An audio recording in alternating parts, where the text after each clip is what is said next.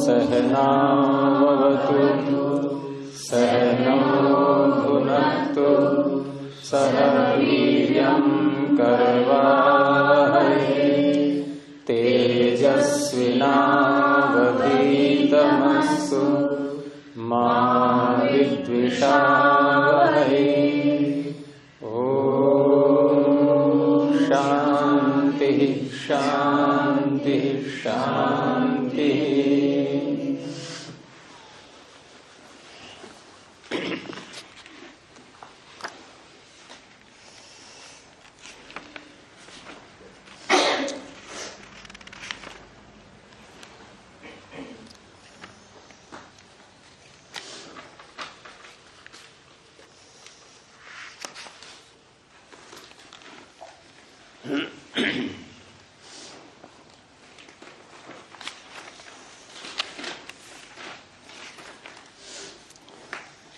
कल प्रथम सूत्र पूरा हुआ था।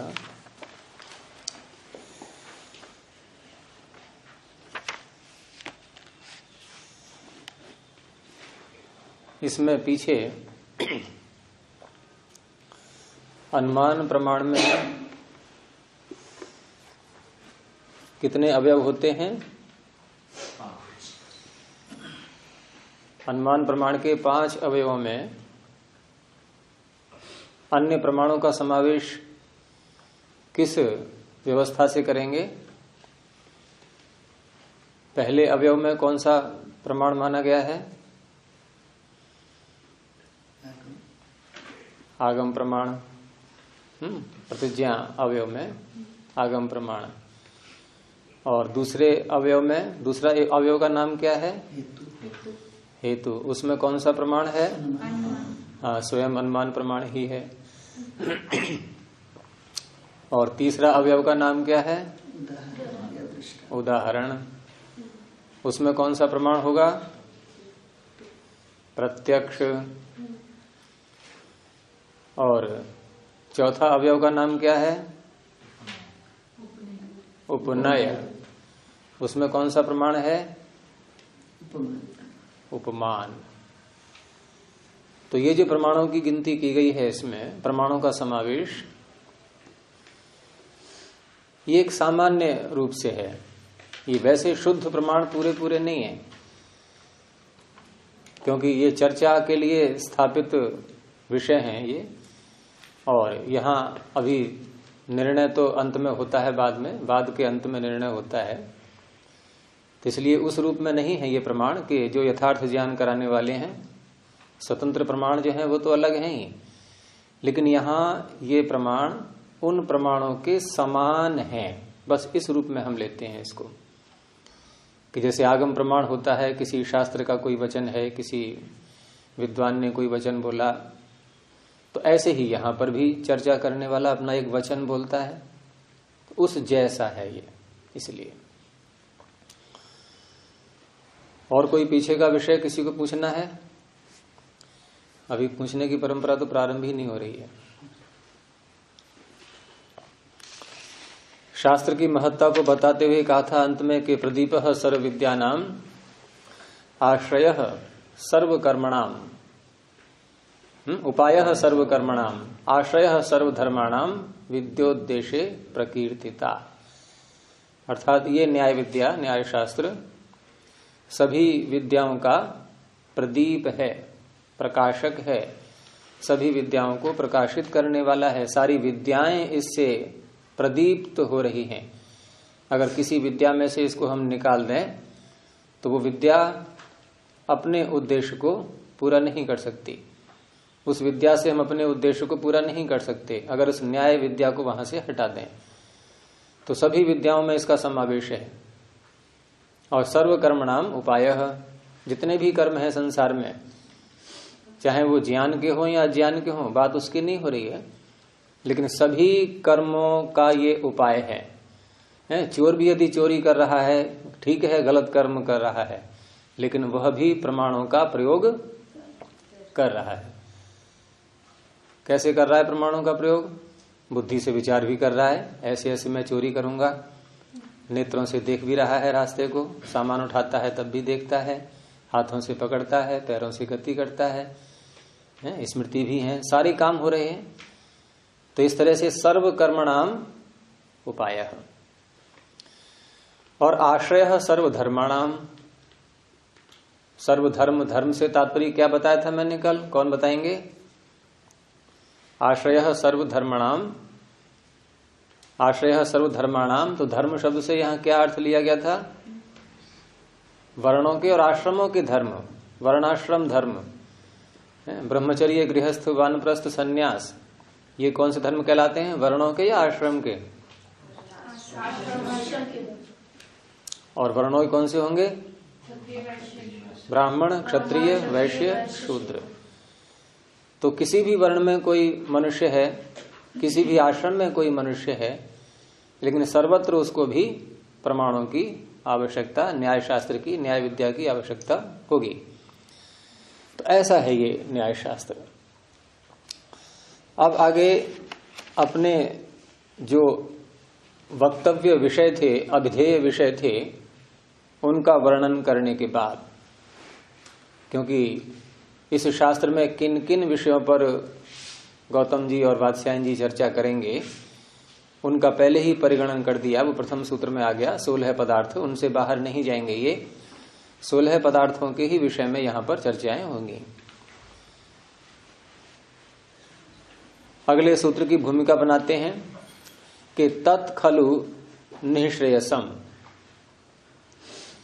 वह निःश्रेयस, कौन सा निःश्रेयस? जो पूर्व सूत्र में बताया था कि निःश्रेयसाधिगमः, निःश्रेयस की प्राप्ति होती है। वह निःश्रेयस किम तत्वज्ञानानंतरम एव भवति। क्या वह निःश्रेयस, वह अपवर्ग, वह मोक्ष तत्व ज्ञान के तुरंत बाद ही हो जाता है? और तत्व ज्ञान भी किनका? तो किसका तत्व ज्ञान करना है? हाँ, 16 का भी करना है, लेकिन साथ में ये भी कह दिया गया था कि इसमें आत्मा आदि जो प्रमेय आएंगे उनके तत्व ज्ञान से, अन्य जो पदार्थ हैं वो उसमें सहायता करेंगे। मुख्य इन 16 पदार्थों में जानने योग्य इस अर्थ को कहने वाला कौन सा शब्द है? प्रमेय। प्रमेय का अर्थ होता है जानने योग्य, जिसको हमें जानना है। तो जिसको जानना है उसी के तो ज्ञान से अपवर्ग होगा। तत्व ज्ञान में भी ज्ञान शब्द आ रहा है, तो तत्व ज्ञान का जो ज्ञान शब्द है ये कहाँ घटाएंगे हम? प्रमेयों में, प्रमेयों के ज्ञान से। अब प्रमेयों के ज्ञान से है तो 16 पदार्थ यानी अन्य 15 पदार्थ क्यों बताए? वो उसमें सहायता करेंगे। प्रमाणों से हम जानेंगे प्रमेयों को, और कैसी कैसे किन किन विधियों से जानेंगे, इन सब की सहायता करने वाले जो हैं ये अन्य पदार्थ हैं। लेकिन मुख्य प्रमेय जो 12 गिनाए गए आगे आएंगे उनके तत्व ज्ञान से। तो प्रश्न ये उठाया जा रहा है कि आत्मा आदि प्रमेयों के तत्व ज्ञान करने के तुरंत बाद निःश्रेयस की प्राप्ति होगी अथवा कुछ काल पश्चात होगी? प्रश्न समझ में आ गया? कि तत्खलु निःश्रेयसम किम तत्व ज्ञानानंतरम एव भवति, तुरंत ही हो जाता है। तो क्या उत्तर आना चाहिए? नहीं, ऐसा नहीं होता। इसलिए स्वयं उत्तर दिया न इत्युच्यते। आपकी पुस्तक कहां गई? पुस्तक नहीं लगी तो न इत्युच्यते, ऐसा नहीं। अर्थात तत्व ज्ञान के बाद तुरंत अपवर्ग की निःश्रेयस की प्राप्ति हो जाए, ऐसा नहीं। किम तरही, तो संशय हो गया। ये तो फिर कैसे होगा? क्योंकि प्रारंभ में ये बताया गया था कि इनके तत्व ज्ञान से निःश्रेयस की प्राप्ति होती है, तो हम तो बड़ी आशा लगाए के बैठे थे कि इनका तत्व ज्ञान हुआ और निःश्रेयस की प्राप्ति, कल्याण की प्राप्ति हो जाएगी। अब कह रहे हैं कि नहीं, ऐसा नहीं होता है। तो उत्तर दे रहे हैं कि घबराने की बात नहीं है। यहां पर अगला सूत्र जो आ रहा है ये उसी की भूमिका बनाई थी, उसमें क्रम बताया गया है कि तत्व ज्ञान के बाद क्या होगा, उसके बाद क्या होगा, उसके बाद क्या होगा, इस तरह से एक क्रम है। और वो क्रम बिल्कुल एक यथा क्रम जैसा होता है। कारण से कार्य का जो संबंध होता है आपस में, कारण कार्य, तो किसी कारण से कोई कार्य उत्पन्न होता है, फिर वो कार्य किसी अन्य कार्य का कारण बनता है, अगला कार्य फिर किसी और कार्य का कारण बनता है। इस परंपरा से होते होते तब अपवर्ग की प्राप्ति होती है। तो सूत्र बोलेंगे आगे, दुख, जन्म, प्रवृत्ति, दोष, मिथ्या ज्ञानानाम उत्तरोत्तरापाये तदनंतरापायाद अपवर्गः। ये बहुत ही प्रमुख सूत्र है इस शास्त्र का, जो ये क्रम बताता है कि तत्व ज्ञान से क्या और उसके बाद फिर क्या, उसके बाद फिर क्या, इस प्रकार से। तो सूत्र के शब्दों में देखें, इसमें दुख, जन्म, प्रवृत्ति, दोष और मिथ्या ज्ञान, यहां तक ये संख्या कितनी हुई? 5 हो गई। और निःश्रेयस किसको कहते हैं? दुखों की निवृत्ति। तो दुखों की निवृत्ति इसमें शब्द नहीं है, वो तो बाद में सूत्र में आ रहा है, तदनंतरापायाद अपवर्ग, वो अपवर्ग शब्द अलग है। लेकिन ये जो 5 गिनाए हैं, इसमें दुख से प्रारंभ किया इन्होंने, और दुखों की निवृत्ति अपवर्ग है। लेकिन दुख तक, ये दुख उत्पन्न होता क्यों है? हम जिस दुख को हटाना चाह रहे हैं, ये दुख क्यों उत्पन्न होता है, ये प्रश्न सामने आता है। इसको हटाने की आवश्यकता क्यों पड़ी हमें? इसकी उत्पत्ति ही कैसे हो गई? तो इसकी उत्पत्ति, किसी की उत्पत्ति जब होती है तो जिससे उत्पत्ति होती है वो क्या होता है? कार्य या कारण? कारण होगा, कारण से ही कार्य की उत्पत्ति होगी। तो दुख की उत्पत्ति किससे होती है? जन्म से। अब ये कार्य से कारण की ओर चल रहे हैं, क्योंकि दुख है कार्य और जन्म है उसका कारण। जन्म यदि न हो तो दुख हो जाएगा, क्योंकि शरीर से संबंध होने के पश्चात दुख होता है। यदि जीवात्मा का शरीर से संबंध न रहे तो कोई दुख नहीं है, क्योंकि स्वयं के स्वरूप में कोई उसमें अंतर आता नहीं। शरीर की चोट लगती है, जीवात्मा की चोट नहीं लगती। तो जितने भी दुख हैं वो शरीर से जुड़ने पर होते हैं। उपनिषद में भी आता है, शरीरम वा वसंतम प्रिया प्रिययोः अपहतिर नास्ति। जब तक शरीर है तब तक प्रिय और अप्रिय इनका विनाश नहीं होता, ये चलते रहते हैं। शरीरम वा वसंतम प्रिया प्रिययोः, यानी प्रिय और अप्रिय इनकी अपहति, इनका विनाश नहीं होता। तो इसलिए दुख का कारण ऋषियों ने स्वीकार किया जन्म, जन्म से दुख होता है। चलो यहां तक बात समझ में आई, यानी दुख का कारण है जन्म। अब जन्म का भी कारण खोजना होगा कि जन्म हुआ ही क्यों है, ये हम इस संसार में आए ही क्यों हैं। ये प्रश्न विचार करने के योग्य है कि नहीं है? ये प्रश्न हम सब अपने ही विषय में तो उठा रहे हैं, किसी और की चर्चा नहीं कर रहे, किसी और के विषय में नहीं सोच रहे हैं। अपना ही विषय चल रहा है ये, और अपने ही विषय में हमें जानकारी न हो तो अन्य जानकारियां कितनी ही इकट्ठी करते रहो, उससे कुछ नहीं होने वाला है। स्वयं अनभिज्ञ रहे, औरों के विषय में जानते रहे, इसी में समय निकल जाता है। तो दुख क्यों हुआ? जन्म से। अब जन्म का कारण, तो जन्म का कारण क्या होता है? प्रवृत्ति।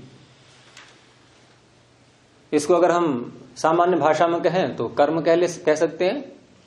हम जो कर्म करते हैं, शुभ या अशुभ, पाप पुण्य, धर्म धर्म, ये सब इसी के अंतर्गत आ जाएंगे, प्रवृत्ति के अंतर्गत। इसका तात्पर्य हुआ कि प्रवृत्ति से जन्म होता है। अब प्रवृत्ति से जन्म होता है, इतना कहने मात्र से बात बनती नहीं, क्योंकि जो योगी, जो साधक यथार्थ ज्ञान प्राप्त करके है, जीवन मुक्त अवस्था तक पहुंच चुका हो, जो असंप्रज्ञात समाधि को भी अपनी सिद्ध कर चुका हो, जिसने ईश्वर का भी साक्षात्कार कर लिया हो और अभी शरीर उसका नहीं छूटा है, तो उसके द्वारा शरीर में रहते हुए प्रवृत्ति होगी या नहीं? कर्म होंगे या नहीं? खाना पीना, सोना, बात करना, उपदेश देना, ये सारे कार्य होंगे या नहीं होंगे? तो कर्म तो वहां भी होंगे, प्रवृत्ति वहां भी होगी। और यहां क्या कहा कि प्रवृत्ति होगी तो जन्म होगा, जन्म होगा तो दुख होगा, तो प्रवृत्ति तो वहां भी हो रही है। इसलिए यहां शंका उठ रही है कि प्रवृत्ति कहने मात्र से हम ये कहें जन्म हो जाएगा, ये समझ में नहीं आ रहा है। क्योंकि जीवन मुक्त उसे कहते हैं जिसका ये अंतिम शरीर होता है। उसे कहा गया है शास्त्रों में चरम देह, जिसकी देह चरम है। चरम का अर्थ अंतिम, अंतिम शरीर वाला, ये चरम देह का अर्थ हुआ। तो इसका अर्थ है उसका तो जन्म अब होना नहीं है और नहीं होना है, और प्रवृत्ति इसकी चल रही है। तो फिर प्रवृत्ति से जन्म होता है, ये अधूरा कथन हुआ। इसलिए अब हमें प्रवृत्ति का भी एक कारण ढूंढना होगा कि प्रवृत्ति भी किससे उत्पन्न हो रही है और कैसी प्रवृत्ति जन्म का कारण बनती है। क्योंकि ये तो सिद्ध हो रहा है कि सारी प्रवृत्तियां जन्म का कारण नहीं बनती। अगर सारी प्रवृत्तियां, हम प्रवृत्ति मात्र को ले लें, तो जीवन मुक्त की भी प्रवृत्तियां हो रही हैं और वो जन्म का कारण नहीं बन रही हैं। तो इतना स्पष्ट है कि प्रवृत्ति मात्र जन्म का कारण नहीं है, अर्थात प्रवृत्ति में कोई विशेषण हमें लगाना होगा। तो इसलिए अगला शब्द आ रहा है, क्या है आगे? दोष। बस यही मुख्य है। और दोष, यहां जो न्याय शास्त्र में दोष बताए गए हैं, दोष तो बहुत हम गिन लेते हैं, उनके अवान्तर भाग कर लेते हैं, लेकिन यहां दोष से तात्पर्य है राग, द्वेष, मोह। ये तीन की गिनती आएगी इसमें, राग, द्वेष और मोह। अब इसका अर्थ क्या बनेगा कि राग, द्वेष, मोह पूर्वक जो प्रवृत्ति होती है, राग द्वेष से युक्त होकर के जो प्रवृत्ति होती है, वो जन्म का कारण बनती है। और जीवन मुक्त की प्रवृत्ति राग और द्वेष मोह से युक्त होकर के नहीं होगी। अब इसको हम और संक्षेप में कहें तो अविद्या से युक्त जो प्रवृत्ति होती है वो जन्म का कारण बनती है। अब इसी वाक्य को पलट दो, कैसे बनेगा? विद्या से युक्त होकर के जो प्रवृत्ति होगी वो जन्म का कारण नहीं बनेगी। तो इसलिए प्रवृत्ति यहां कौन सी ली गई है? दोष। ठीक है, अब दोष तक आ गए, राग, द्वेष और मोह। अब यहां प्रश्न उठता है कि ये राग और द्वेष, मोह, ये अविद्या के जो एक संतानें हैं, ये सारी अविद्या ही कहते हैं इनके लिए मुख्य रूप से। योग शास्त्र में आगे जो सूत्र आएंगे, जो पाठ चल रहा है, उसमें अविद्या को अन्य इन सभी दोषों की जननी बताया गया है। पता है किसी को वो सूत्र कौन सा है जिसमें अविद्या को जननी बताया है अन्य दोषों का? अविद्या क्षेत्रम उत्तरेशम प्रसुप्त तनु विच्छिन्नो दाराणाम। अविद्या क्षेत्र है, क्षेत्र माने उत्पत्ति स्थान, उसी को जननी कहते हैं। तो इस तरह से राग, द्वेष और मोह, इनके बिना ये यदि हमारे अंदर न हो तो उस अवस्था में प्रवृत्ति जन्म का कारण नहीं बनेगी। लेकिन इन दोषों की उत्पत्ति कब होती है? तो उत्तर दिया आगे, मिथ्या ज्ञान। ये मिथ्या ज्ञान का क्या अर्थ है? मिथ्या ज्ञान का अर्थ यह है कि झूठ का ज्ञान। शब्द है मिथ्या ज्ञान, इसका अर्थ है झूठ का ज्ञान। अभी लिखो मत इसको, मैं सामने रख रहा हूं विचार के लिए विषय, जिससे आप लोग भी विचार करते रहो। कोई बात और अंदर से निकलती है प्रतिभा से, उसको सामने रखो सबके। तो मिथ्या ज्ञान का अर्थ क्या लग रहा है सामान्य रूप में? मिथ्या का ज्ञान। जैसे उदाहरण ले सकते हैं, लौकिक उदाहरण, कि 2 और 2 कितने होते हैं? 4। अच्छा, अब मैंने कहा कि 2 और 2 5 होते हैं, ये ज्ञान मिथ्या है या यथार्थ है? मिथ्या ज्ञान है। तो आपने जब उत्तर दिया कि ये मिथ्या ज्ञान है, तो ये जान करके उत्तर दिया या बिना जाने? आपको मिथ्या ज्ञान का सत्य ज्ञान है ना? आपको मिथ्या ज्ञान का सत्य ज्ञान है, अर्थात आप मिथ्या ज्ञान से युक्त हैं, है ना? आपको 2 और 2 5 हैं, ये पता है कि ये गलत है, तो गलत ज्ञान आपके अंदर है विद्यमान? अब क्या बात रही? मिथ्या ज्ञान का आपको ज्ञान है या नहीं? ज्ञान है गुरुजी, ज्ञान है इसलिए पता है कि ये गलत है। ज्ञान ही बोलते हैं, जिया बोला करो। अच्छा, ज्ञान है हमें कि ये 2 और 2 4 होता है, ये ज्ञान है। हाँ। इसलिए 2 और 2 5 नहीं हो सकता। हाँ, 2 और 2 5 नहीं हो सकता, इसका ज्ञान है। तो 2 और 2 5 होना ये मिथ्या ज्ञान है, और मिथ्या ज्ञान का आपको पता है। गुरुजी निर्णय तभी ले सकते हैं ना जब ज्ञान मेरे प्रश्न का उत्तर दो कि 2 और 2 5 होते हैं, इसका आपको ज्ञान है? हाँ है। तो 2 और 2 5 होते हैं, मिथ्या है कि सत्य है? मिथ्या। तो मिथ्या ज्ञान का आपको ज्ञान है। ईश्वर को ये पता है कि नहीं कि जीव कैसे कैसे अधर्म करता है, कैसे कैसे पाप कर्म कर सकता है? पता है ईश्वर को? ईश्वर को पता है कि जीव में कैसी कैसी अविद्याएं आ सकती हैं। तो ईश्वर को जीव की अविद्या का ज्ञान है, तो ईश्वर अविद्या से ग्रस्त है। देखो, ऐसा है कि मिथ्या ज्ञान को हम मिथ्या ज्ञान के रूप में मान रहे हैं। अब इसका उत्तर समझ लो। हमें ये पता है कि 2 और 2 5 मिथ्या है, तो मिथ्या ज्ञान को मिथ्या ज्ञान के रूप में मानना ये मिथ्या ज्ञान नहीं है, ये सत्य ज्ञान है। और मिथ्या ज्ञान को मिथ्या के रूप में ही मान लेना, जैसे कोई बच्चा है वो नहीं समझ पा रहा है, वो 2 और 2 5 बोल गया। अब वो 2 और 2 5 जो उत्तर दे रहा है बच्चा, वो सही मान के उत्तर दे रहा है या गलत मान करके उत्तर दे रहा है? सही मान के दे रहा है। अर्थात वो मिथ्या ज्ञान को मिथ्या ज्ञान के रूप में मान रहा है, अभी उसको नहीं पता सत्य क्या है। तो वो ज्ञान, ऐसा मिथ्या ज्ञान दोष का कारण बनता है। अब आई समझ में? अर्थात जो वस्तु जैसी है, धर्म को धर्म के रूप में जानना, अधर्म को अधर्म के रूप में जानना, ये पाप कर्म है उसको पाप कर्म के रूप में ही जानना, पुण्य है तो पुण्य के रूप में ही जानना, ये सारा क्या है? यथार्थ ज्ञान।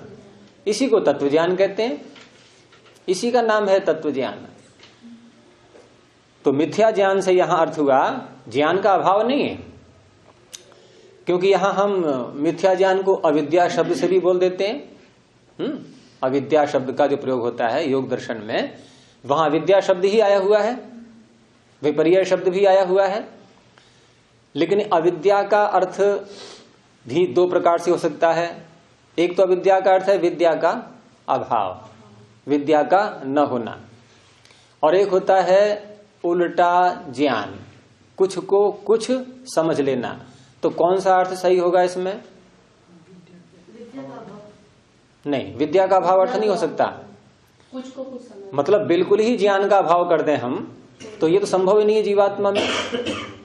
इसलिए मिथ्या ज्ञान या अविद्या, इनका जब अर्थ करेंगे हम जीवात्मा के लिए, तो वहां तात्पर्य होता है कि जो वस्तु जैसी है उसको वैसी न समझना। समझना वहां भी चल रहा है, गलत जानने वाला भी जान तो रहा ही है, लेकिन वो गलत को गलत के रूप में है ऐसा नहीं जान रहा है, वो गलत को सही के रूप में जान रहा है, वो गलत को सही के रूप में जान रहा है, वो तो सही सत्य मान बैठा है उसके लिए।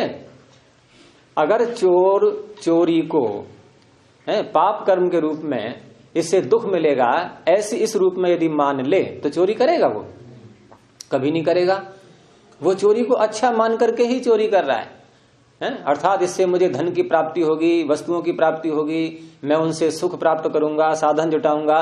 ये सारे जो मन में उसकी आ रही हैं बातें, ये उसको पाप कर्म मान करके सोच करके ऐसे नहीं आ रही हैं, वो उसको सत्य कर्म अच्छा कर्म मान करके ही अपने जीवन में अपना रहा है।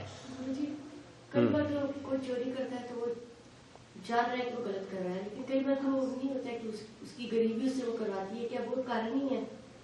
आपको ये पता है कि अग्नि में हाथ डालने से हाथ जल जाता है, पता है? क्या कभी डालोगे? नहीं। क्यों? चोर की तरह उदाहरण लगाओ यहाँ, तो ऐसी घटा उसके लिए कि चोर को पता है गलत है फिर भी कर रहा है, तो अग्नि में पता है हमें हाथ जल जाएगा फिर भी हम डालेंगे क्या? इसलिए वह ज्ञान जो चोर को हो रहा है गलत है, ये अधूरा ज्ञान है, अभी उसको पक्का पता नहीं है।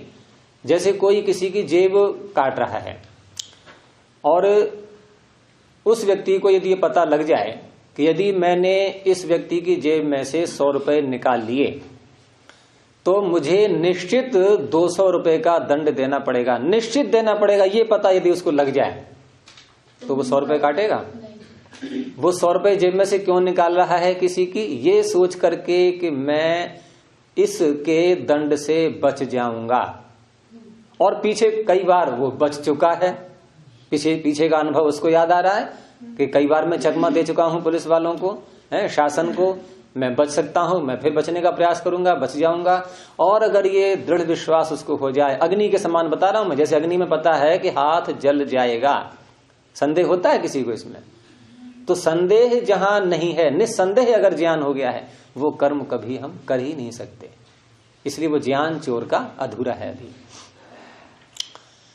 तो यहां जो बात चल रही है कि मिथ्या ज्ञान से दोषों की उत्पत्ति होती है, अर्थात मिथ्या ज्ञान से निष्कर्ष क्या निकाला हमने कि जो पदार्थ जैसा है उससे विपरीत उसको कुछ और मान लेना।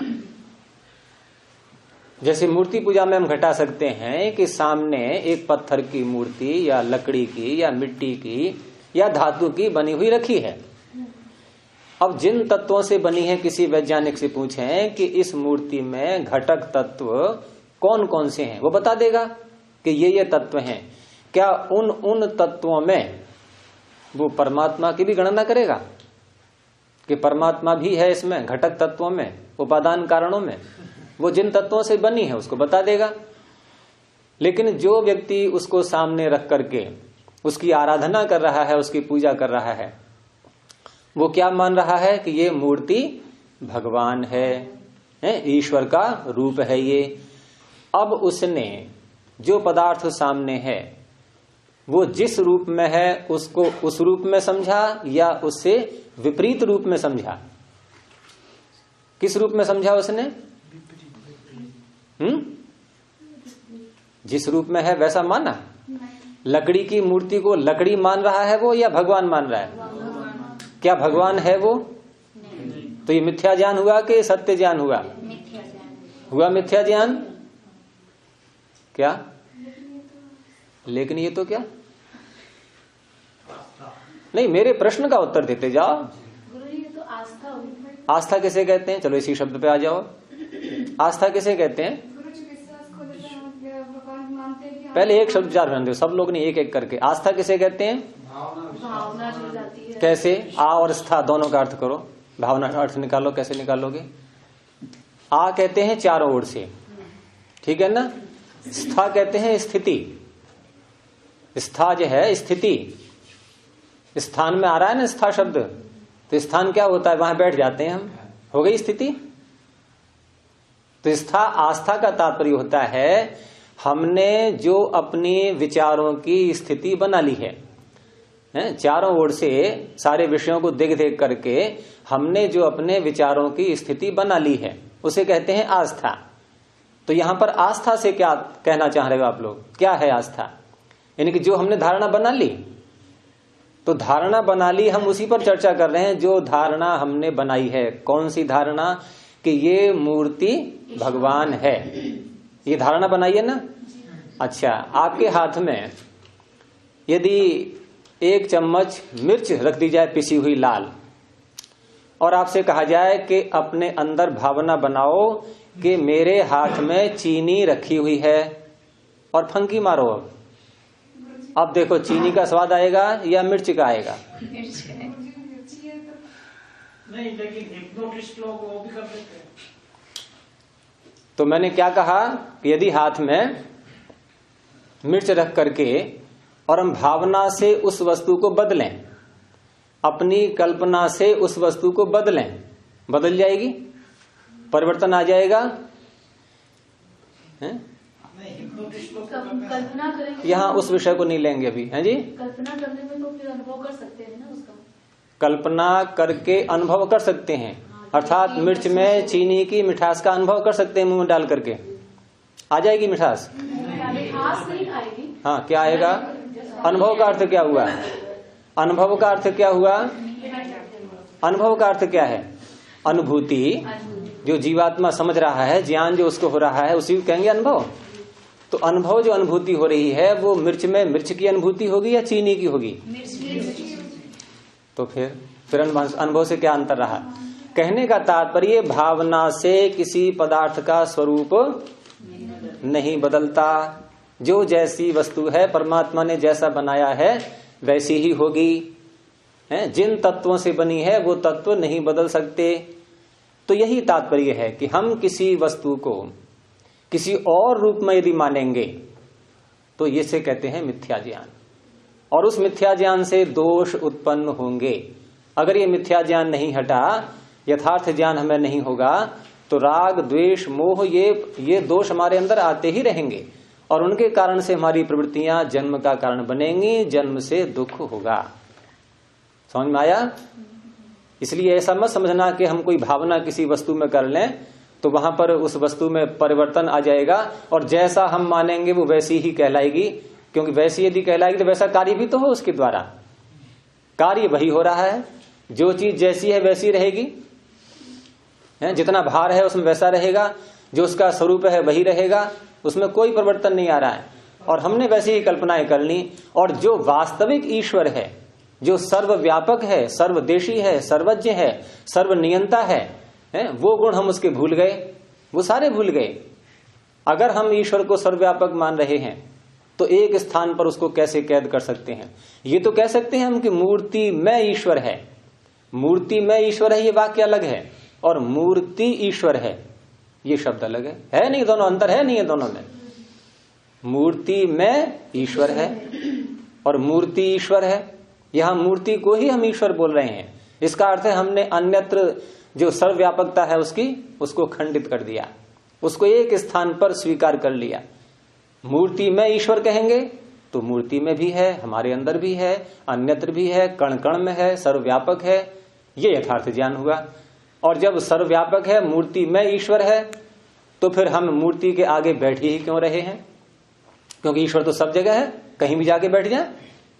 अगर ईश्वर ही चाहिए हमें तो कहीं भी हो, हमारे अंदर भी तो है, फिर बाहर हम क्यों खोज रहे हैं उसके लिए? बाहर खोज रहे हैं इसका अर्थ है कि अंदर नहीं है। ठीक है ना भाई? किसी अलमारी में कोई वस्तु नहीं मिली तो हम किसी और स्थान पर खोजेंगे उसको, और अगर वहां है तो अन्यत्र क्यों खोजेंगे? ये सब विचार करने की बातें हैं। तो वही यहां ऋषि समझा रहे हैं कि मिथ्या ज्ञान यहां सबसे अंत में जो कारण बताया है, जन्म से लेकर के होते होते दुख, जन्म, प्रवृत्ति, दोष, मिथ्या ज्ञान। तो मिथ्या ज्ञान ये अंतिम कारण हुआ यहां पर आकर के। अब सर तो इस हिसाब से तो इस्लाम वाले ये कहते हैं कि मूर्ति पूजक बुत परस्ती प्रकार से पाप है, वो एक शब्द कहते हैं कुछ। हाँ तो वो कहते हैं, लेकिन वो नहीं तो इस हिसाब से तो सही होगी। हाँ नहीं ठीक है उनका, अगर आप सोचें, लेकिन उन्होंने किस भावना से कहा है वो चीज अलग रही। वो केवल दूसरे को जो तर्क दिया तो उस हिसाब से तो हाँ उनकी बात उस रूप में सही है, लेकिन वो ऐसे समझा पाएंगे आपको? ऐसे नहीं समझाएंगे वो तो केवल आपकी बात को, आपकी मान्यता को खंडन करना है उनका। वो उन्होंने कह दिया कि भाई हिंदू बुत परस्त होते हैं। के हिसाब से वो बात सही होगी ना उनकी बात की। नहीं, मैंने जो कहा वो तो आपके अंदर घुसेगी, लेकिन वो जो कहेंगे आपसे आपके अंदर नहीं घुसेगी। वहां संघर्ष उत्पन्न हो जाएगा। हमें चलना है जड़ से, बिल्कुल, कि ये भावना हमारी बन कैसी जाती है इस प्रकार की, वहां से चलना है हमें। निष्कर्ष तो वही है। हाँ, निष्कर्ष वही निकलेगा। अंत में हमें जो है व्यक्ति के अंदर स्वयं ही ऐसी अनुभूति होने लगे, स्वयं ही उसकी बुद्धि स्वीकार करने लगे, तर्क और ऊहा का प्रयोग करते करते हमें वहां तक पहुंचाना है। केवल मात्र कह देने मात्र से नहीं बनेगी बात कि ये कार्य गलत है, इसको मत करो। गलत को गलत समझ में भी तो आ जाए पहले, वो हमें वहां तक पहुंचाना है उसके लिए। तो ऋषियों की यही शैली होती है। ऋषि उसी शैली से बताते हैं कि वो कारण खोजते खोजते खोजते अंत में वहीं पहुंचा देंगे आपके लिए। लेकिन भावना करने से उपयोग तो हो जाता है वैसा, जी। जैसे साईं बाबा प्रसाद में भभूति दे देते थे, उससे अभी मैंने जो आपके सामने विषय रखा उसमें आप प्रश्न उठाएं कि भावना करने से मिर्च चीनी क्यों नहीं बनी। अगर इसका उत्तर आपने दे दिया तो ठीक है, आपकी बात सत्य होगी। भाव तो हो जाता है सर, चीनी जैसा, जैसे हिप्नोटिस्ट ने आपको चखाई, ये चीनी है, वो मीठी लगने लगती है। नहीं, गलत है, ये बिल्कुल गलत है, कोई स्वीकार नहीं करेगा। दिखाए हैं। नहीं, बिल्कुल गलत है ये, अज्ञानता की बातें हैं ये। नहीं, प्रयोग दिखाए हैं सर। नहीं, हम नहीं स्वीकार कर सकते उसको, कोई ऋषि स्वीकार नहीं करेगा। आपके लिए कोई शब्द प्रमाण नहीं मिलेगा इसमें, एक भी किसी ऋषि का वाक्य प्रयोग दिखाते हैं। नहीं, गलत है, वो संभव ही नहीं है, खिला के दिखा रहे हैं उस आदमी को, संभव ही नहीं है। ईश्वर ने जो गुण धर्म जिन पदार्थों में रखे हैं वही रहेंगे, उससे भिन्न हो ही नहीं सकते। नहीं हो सकता, नहीं हो तो नहीं सकती, बस वही बात है। फिर को मीठी लग रही है। नहीं, वो केवल एक कल्पना मात्र है, उसकी वास्तविकता नहीं है। तो यहाँ मिथ्या ज्ञान तक आए हम। अब यहाँ ये बता रहे हैं कि मिथ्या ज्ञाना नाम उत्तरोत्तरापाये, जो सूत्र का अगला शब्द है उत्तर उत्तर अपाये। अपाय किसे कहते हैं? हटना, दूर होना। तो कैसे हटा रहे हैं, किस क्रम से? ये उत्तर उत्तर, यानी सबसे पहले वाला उत्तर हटाया, कौन सा? पांचवा, मिथ्या ज्ञान हटा। अब उत्तर कौन सा रह जाएगा? जैसे 5 व्यक्ति खड़े हुए हैं और 5 व्यक्ति में अंतिम व्यक्ति कौन सा है? पांचवा। अब 5वें को हटाया, अब अंतिम व्यक्ति कौन सा है? तो अंतिम बदलते गए ना, ऐसे यहाँ पर उत्तर बदलता जाएगा। अब ये यानी अभी सबसे उत्तर में है मिथ्या ज्ञान, अब उसको हटाया। अब कौन सा उत्तर है? दोष, अब उसको हटाया। तो इस तरह से 2 बार उत्तर उत्तर बोलना पड़ा सूत्र में, ये कहने के लिए कि उत्तर यहाँ बदलते जाएंगे, उत्तर वालों की स्थिति बदलती जाएगी। तो यहाँ उत्तर उत्तर पाए, उत्तर उत्तर से हटाते जाएंगे, अर्थात मिथ्या ज्ञान यदि नहीं रहेगा तो दोष नहीं रहेंगे। अब यहाँ क्या है? कारण के नाश से कार्य का नाश। पीछे क्या चल रहा था? कार्य की उत्पत्ति कारण से, वहां कार्य की उत्पत्ति कारण से हो रही थी।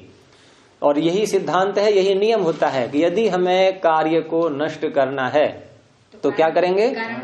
भाई किसी कमरे में दुर्गंध आ रही है, कोई जंतु, कोई कीड़ा जो है वो मर गया है, ठीक है। कभी कभी देखा होगा आपने, चूहा या छिपकली ये कहीं छिपे हुए दब के मर जाते हैं इधर उधर, और वहां कमरे में दुर्गंध फैली हुई है। अब दुर्गंध फैली है और हम बाहर से सुगंधी वाले पदार्थ ला करके वहां छिड़काव कर रहे हैं, क्या इससे दुर्गंध हट जाएगी? वो ठीक है, थोड़ा बहुत प्रभाव उसका जो है कम होने लगेगा, लेकिन बाद में फिर वही स्थिति बन जाएगी। तो हमें क्या करना है कि जहां से दुर्गंध उत्पन्न हो रही है उस कारण को ढूंढना होगा, और ढूंढ करके उसको वहां से हटा दीजिए, दुर्गंध रहेगी नहीं।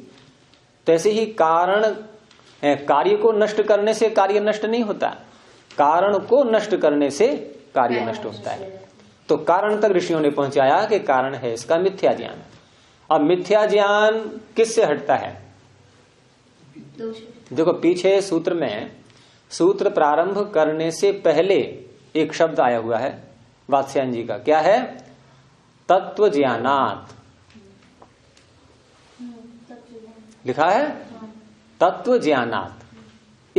इस वाक्य से, इस शब्द से सूत्र को जोड़ दो। अब तत्व ज्ञान से, अब इधर आ जाओ, उत्तर उत्तर पाए।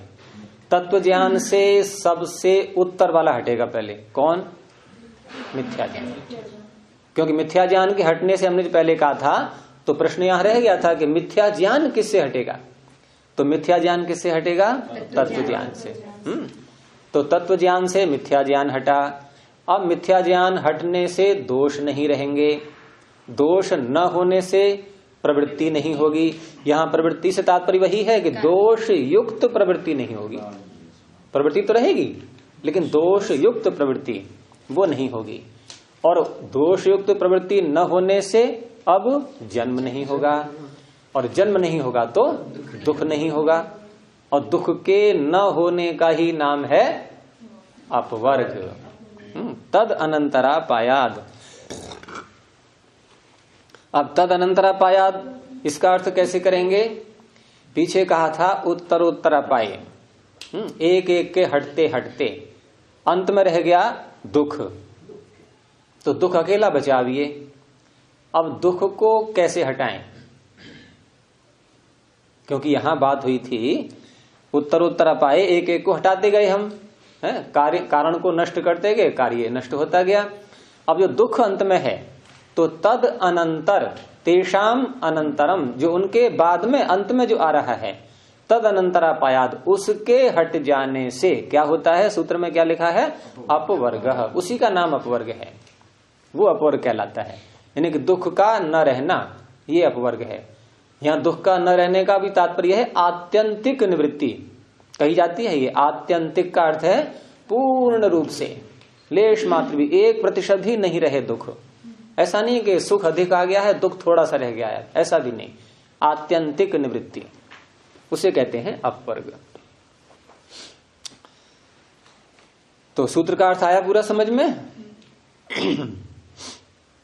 और मिथ्या ज्ञान का मैंने बताया था, यहां मिथ्या ज्ञान का अर्थ होता है कि जो वस्तु जैसी है उसको वैसी न मान करके कुछ और समझ लेना, ये सर्वत्र यही घटेगा, इसी को मिथ्या ज्ञान कहते हैं।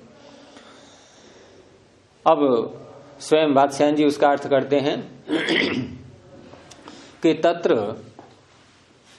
अर्थात इन सारे विषयों में जो आगे आएंगे, आत्मा, शरीर, इंद्रिय, अर्थ, बुद्धि, मन, प्रवृत्ति, दोष, प्रेत्य भाव, फल, दुख, अपवर्ग, ये 12 प्रकार के जो प्रमेय आएंगे, तत्र उनमें आत्मा आदि अपवर्ग पर्यंत प्रमेय, आत्मा प्रारंभ में है। उसमें प्रमेयों में सबसे पहले आत्मा की गणना की गई है और सबसे अंतिम प्रमेय है अपवर्ग। इसलिए सूत्र में, वाक्य में शब्द आया कि आत्मादि अपवर्ग पर्यंत प्रमेय, आत्मा से लेकर के अपवर्ग पर्यंत प्रमेयों में मिथ्या ज्ञानम अनेक प्रकारकम वर्तते। इनमें मिथ्या ज्ञान अनेक प्रकार का, भिन्न भिन्न प्रकार का होता है, सबका एक जैसा नहीं है। यानी आत्मा के विषय में हम कुछ और भ्रांतियां कर लेते हैं, शरीर के विषय में कुछ और भ्रांतियां कर लेते हैं, इंद्रियों के विषय में कुछ और प्रकार से है। तो सबके विषय में अलग अलग प्रकार के मिथ्या ज्ञान होते हैं। और इन सब 12 प्रमेयों में जितने भी मिथ्या ज्ञान हैं, जिस जिस प्रकार के भी, उन सब का हटाना वो तत्व ज्ञान से होता है। तो उदाहरण देते हैं, थोड़ा सा एक नमूना सा दिया है कि जैसे आत्मनि तावत, आत्मा के विषय में मिथ्या ज्ञान कैसा हो सकता है? तो कहा कि न अस्ति इति, आत्मा नहीं है। बहुत से लोग ऐसा मानते हैं, संप्रदाय भी हैं कई ऐसे, या जिनको पता ही नहीं है कि आत्मा कुछ होता भी है कि नहीं होता है। उनसे पूछो आत्मा होता है, वो कहेंगे पता ही नहीं। और कुछ कहेंगे कि नहीं, आत्मा कुछ नहीं होता है, बस ऐसे चल रहा है, ये यूं शरीर है, बस बन जाता है, बिगड़ जाता है, कोई आत्मा नहीं है। ऐसे भी संप्रदाय बने हुए हैं। तो न अस्ति इति, आत्मा के विषय में क्या मिथ्या ज्ञान का स्वरूप बना कि है ही नहीं आत्मा। अब ये मिथ्या ज्ञान ही तो हुआ, यानी जो है उस है को नहीं है ऐसा मानना हो गया ना। नहीं मानते थे। हाँ, तो मिथ्या ज्ञान था उसका, नहीं मानते तो क्या बात है। उसी मिथ्या ज्ञान को बता रहे हैं कि हम चारवाक न बन जाएं। ऋषि कहा था, वो ऋषि आपने दे दी उपाधि उनको, हम तो नहीं देंगे ऋषि। अब आपने उनको प्रामाणिक मानना है तो उपाधि दे दी होगी। पहले से सुना है चारवाक। हाँ, तो अब ये सुन लीजिए, आप यहाँ सुन रहे हैं कि वो ऋषि नहीं है। अब ये सुन लीजिए, अब आप कहना कि मैंने ऐसा सुना है कि वो ऋषि नहीं है। ऋषि की क्या परिभाषा? नहीं, ऋषि की क्या परिभाषा होगी? ऋषि की परिभाषा है यथार्थ दृष्टा। हाँ, और एक महर्षि यास्क के ही शब्दों में बोले तो साक्षात्कृत धर्मा, यह है ऋषि का विशेषण। क्या? आप लोग भी लिख लो, साक्षात्कृत धर्मा, जिसने धर्म का साक्षात कर लिया है। और धर्म कहते हैं किसी वस्तु के यथार्थ ज्ञान को, उसका साक्षात जिसने कर लिया है उसे ऋषि कहते हैं। हाँ, साक्षात्कृत धर्मा। हाँ, धर्म का नहीं, धारण वही होता है जो वस्तु का अपना स्वरूप है, वही स्वरूप तो उस वस्तु को धारण किए हुए है। तो वस्तु का यथार्थ ज्ञान वही धर्म है। तो आत्मा के विषय में मिथ्या ज्ञान क्या हुआ? न अस्ति इति, आत्मा नहीं है, ये मिथ्या ज्ञान हुआ। और इसी के और भेद दिखाते हैं। अनात्मनि आत्मा, जो आत्मा नहीं है उसको आत्मा मान लेना, अथवा जो हमारा अपना स्वरूप नहीं है उसको अपना स्वरूप मान लेना। जैसे हम शरीर को ही आत्मा मान लेते हैं, अपना स्वरूप मान लेते हैं कि मैं यही हूं, जो दर्पण में दिखाई दे रहा हूं, इतने फुट का, इतना लंबा, इतना चौड़ा, गोरा काला, इसी को अपना स्वरूप मान लेते हैं। तो ये भी मिथ्या ज्ञान है। अनात्मनि आत्मा। और दुखे सुखमिति, दुख में सुख मान लेना। है तो दुख कारक वस्तु और हमने उसको सुख देने वाला मान लिया। जैसे कोई नशा करता है तो नशे में वो सुख देख रहा है, लेकिन है वो दुख कारक, तो ये भी मिथ्या ज्ञान हो गया। घटेगा सब जगह वही। इसको और सरल भाषा में कहें तो उल्टा ज्ञान है, उल्टा ज्ञान, विपरीत ज्ञान, बस वही मिथ्या ज्ञान है। तो दुखे सुखमिति, अनित्य नित्यमिति, जो अनित्य पदार्थ हैं, जो नाशवान है, विनाशी हैं, जो सदा रहने वाले नहीं हैं, और हमने उनको नित्य मान लिया। हम स्वयं को भी नित्य माने बैठे हैं। कहने को तो कह देते हैं कि हाँ भाई शरीर तो छूटता ही है, छूटना ही है ये, लेकिन अंदर भावना वही है, हम कभी नहीं मरेंगे।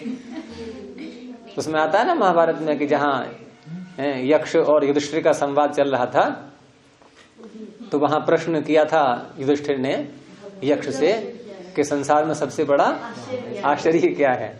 तो क्या उत्तर दिया था उन्होंने? हाँ, अहानि अहानि भूतानि गच्छन्ति यमालयम। प्रतिदिन हम क्या देख रहे हैं कि सारे प्राणी यमालय को जा रहे हैं, मृत्यु को प्राप्त हो रहे हैं। और शेषास्थावरम इच्छन्ति के आश्चर्य मतः परम, बचे हुए वो देख रहे हैं कि स्थिरता है हमारी, हम कभी नहीं जाएंगे, इससे बड़ा आश्चर्य और क्या हो सकता है। तो अनित्य नित्यमिति, अनित्य पदार्थों को नित्य मान लेना। ऐसे ही अत्राणे त्राणमिति, जो वस्तु हमारी रक्षा नहीं कर सकती उसको मान लिया हमने रक्षक, रक्षा करने वाला। त्राण, त्राण माने रक्षा करने वाला है। त्रा धातु, त्रयी धातु है, ये त्रयिंग पालने, रक्षा करने अर्थ में आती है ये। तो जो अत्राण है, रक्षा जिससे हमारी नहीं हो पाएगी, हम बड़े बड़े मजबूत मकान बनवाते हैं, बंकर बनवाते हैं कि यहां देखो शायद अब सुरक्षित रहेगा हमारा शरीर हमेशा के लिए, लेकिन वो भी हमें नहीं बचा सकता। तो अत्राणे त्राणमिति। सभये निर्भयम, जो भय उत्पादक है, हमें अधर्म से भय लगना चाहिए, पाप से भय लगना चाहिए। तो जो भय कारक, हमारे अंदर भय उत्पन्न करने वाले तत्व हैं, और उनको मान लिया हमने निर्भय, कि इससे हमें निडरता मिल जाएगी, इसको अपना लेंगे तो हमारा सारा भय समाप्त हो जाएगा, लेकिन वो नहीं हो सकता। तो ये भी मिथ्या ज्ञान है। ऐसे ही जुगुप्सिते अभिमतम इति, जो घृणित कार्य हैं या जो घृणित पदार्थ हैं, उन पदार्थों को, जैसे मांस भक्षण लोग करते हैं, मदिरा पान करते हैं, बहुत सी ऐसी चीजें व्यवहार में आ रही हैं जीवन में, तो घृणित पदार्थ को अभिमत मान लेना। स्वीकृति है, हमने दे दी है, अर्थात हमने उसको स्वीकृत कर लिया है, ऐसा मान लेना, हमारे लिए ये उपयुक्त है, उचित है, ऐसा स्वीकार कर लेना। तो जुगुप्सिते अभिमतम इति, ये भी मिथ्या ज्ञान हुआ। और हातव्ये अप्रतिहातव्यम इति, जो हातव्य है, हातव्य का अर्थ, हे शब्द सुना है, हे क्या अर्थ है उसका? त्यागने योग्य। तो जो हेय का अर्थ है वही हातव्य का अर्थ है, धातु वही है, प्रत्यय में प्रत्यय बदला हुआ है, लेकिन वो दोनों प्रत्यय अर्थ एक ही है दोनों का। जिस अर्थ में हे में प्रत्यय आया हुआ है उसी अर्थ में यहाँ पर तव्यत प्रत्यय आया हुआ है। तो हातव्य त्यागने योग्य, उसको क्या मान लिया हमने? अप्रतिहातव्य, अर्थात ग्रहण करने योग्य मान लिया, यानी जिसको हमें छोड़ना है उसे ग्रहण करने योग्य बना लिया। ये भी मिथ्या ज्ञान हुआ। तो ये मिथ्या ज्ञान यहां तक जो दिखाया इन्होंने, ये आत्मा से संबद्ध विषय, यानी कि हम जिन जिन पदार्थों से संपर्क में आते हैं, हमारे जो जो भी वस्तु हैं, उन वस्तुओं में हम कैसी कैसी अपनी धारणाएं बना लेते हैं, ये सब मिथ्या ज्ञान के अंतर्गत आएंगे और ये सब आत्मा से जुड़े हुए हैं। तो थोड़ा थोड़ा कराया है इन्होंने दिग्दर्शन यहाँ पर ये, और अनेक प्रकार के इस मिथ्या ज्ञान बन सकते हैं। हमारा संबंध किस किस तरह से संसार के पदार्थों से, व्यक्तियों से, प्राणियों से, सबसे हो रहा है, और वहां अनेक प्रकार की धारणाएं हम अपनी बना लेते हैं जो यथार्थ नहीं होती हैं, और उनके कारण से, उन मिथ्या ज्ञानों से हमारे अंदर राग और द्वेष, हम किसी पदार्थ को अपने लिए बहुत अनुकूल मान लेते हैं, उसमें अपना लगाव बना लेते हैं, किन्हीं से हम पदार्थों से या व्यक्तियों से द्वेष करने लगते हैं। तो ये जितने भी कारण हमारे बन रहे हैं राग और द्वेष की उत्पत्ति के, वो सारे कारण मिथ्या ज्ञान से ही बनते हैं। और तत्व ज्ञान हमारे उस मिथ्या ज्ञान को हटाया करता है, और उस मिथ्या ज्ञान के हटने से क्रम से फिर हमारे दोष हटेंगे, और दोषों से फिर दोष पूर्वक हमारी प्रवृत्तियां नहीं होंगी, हमारी प्रवृत्तियां फिर विद्या पूर्वक होने लगेंगी। हम जो भी कार्य करेंगे सोच समझ करके करेंगे, और जो पदार्थ जिस उद्देश्य के लिए ईश्वर ने बना करके दिया है, हम उससे वही कार्य करेंगे और उससे यथार्थ जो हमारा उद्देश्य है उसको प्राप्त करेंगे। और जो प्रवृत्तियां हमारी सही होंगी, गलत नहीं होंगी, तो फिर हमारा जन्म नहीं होगा, और जन्म नहीं होगा तो दुख भी नहीं होगा, और उसी का नाम है ये अपवर्ग। और वही इस शास्त्र का ये मुख्य विषय है। अभी इस पाठ को यहीं रोकते हैं, आगे फिर कल को करेंगे। प्रणव ध्वनि।